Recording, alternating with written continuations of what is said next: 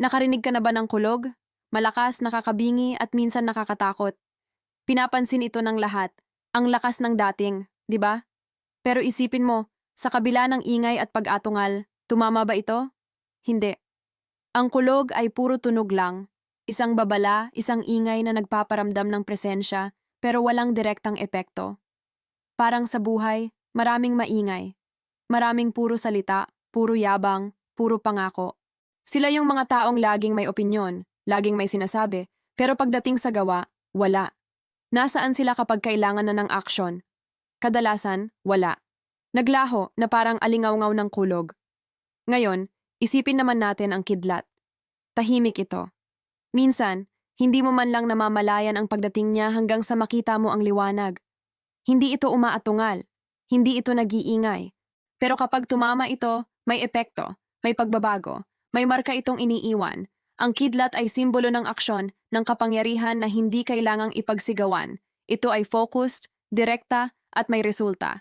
Ito ang taong hindi pala salita pero kapag kumilos, ramdam mo. Ito ang estudyanteng tahimik lang sa klase pero laging nangunguna sa exams. Ito ang empleyadong hindi nagyayabang sa meeting pero laging nakaka-deliver ng pinakamagandang resulta. Ito ang kaibigan na hindi laging nagpo-post online pero siya ang unang darating kapag kailangan mo ng tulong. Ang kasabihan, umaatungal ang kulog ngunit hindi tumatama. Ang kidlat ang tumatama ngunit hindi umaatungal. Piliin mong maging kidlat. Ay isang paalala para sa ating lahat. Sa mundong puno ng ingay, kung saan lahat gustong marinig at mapansin, madaling malito at isipin na ang pagiging maingay ay kapareho ng pagiging epektibo. Pero hindi. Ang tunay na kapangyarihan ay hindi nasusukat sa lakas ng boses, kundi sa bigat ng resulta. Ang tunay na halaga ay hindi nakikita sa dami ng sinasabi, kundi sa kalidad ng ginagawa.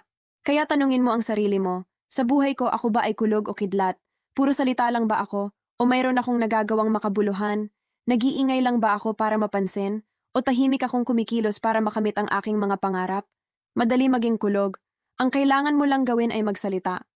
Pero para maging kidlat, kailangan mo ng disiplina, focus, at determinasyon. Kailangan mong pag-aralan ang sitwasyon, planuhin ang iyong mga hakbang, at isagawa ito ng may presisyon. Halimbawa, gusto mong magsimula ng isang negosyo, pwede kang maging kulog. Ipagkalat mo sa lahat ng kaibigan mo, sa social media, na magtatayo ka ng negosyo. Puro plano, puro kwento, pero walang nangyayari, or pwede kang maging kidlat. Tahimik kang mag-research, mag-ipon ng puhunan, gumawa ng business plan. At isang araw, magugulat na lang ang lahat, bukas na ang negosyo mo at kumikita ka na. Iyon ang pagkakaiba. Hindi masamang magbahagi ng iyong mga plano. Pero siguraduhin mong may kasama itong aksyon. Huwag mong hayaang maubos ang enerhiya mo sa pag-iingay na wala namang patutunguhan. Gamitin mo ang enerhiya mo sa paglikha, sa paggawa, sa pag-abot ng iyong mga layunin. Hayaan mong ang resulta mo ang magsalita para sa'yo. Hayaan mong ang tagumpay mo ang maging pinakamalakas na ingay. Sa susunod na may marinig kang malakas na kulog, alalahanin mo ito. Huwag kang matakot sa ingay. Huwag kang magpapadala sa mga babala at paninira ng iba. Manatili kang kalmado, manatili kang focused. At kapag handa ka na, kapag tama na ang panahon, kumilos ka. Maging mabilis, maging tiyak, maging desidido, maging kidlat. Iwanan mo ang iyong marka sa mundo, hindi sa pamamagitan ng ingay, kundi sa pamamagitan ng liwanag na iyong dala at sa pagbabagong iyong nilikha. Tandaan mo, ang mundo ay hindi nangangailangan ng mas marami pang kulog. Ang kailangan nito ay mas marami pang kidlat. Mga taong gumagawa, hindi lang nagsasalita. Mga taong nagbibigay solusyon, hindi lang nagrereklamo. Mga taong nagiiwan ng positibong marka. Kaya sa araw na ito, piliin mong maging kidlat. Salamat sa panonood. Kung nagustuhan mo ang mensaheng ito, huwag kalimutang mag-subscribe at i-share ang video na ito. Hanggang sa muli.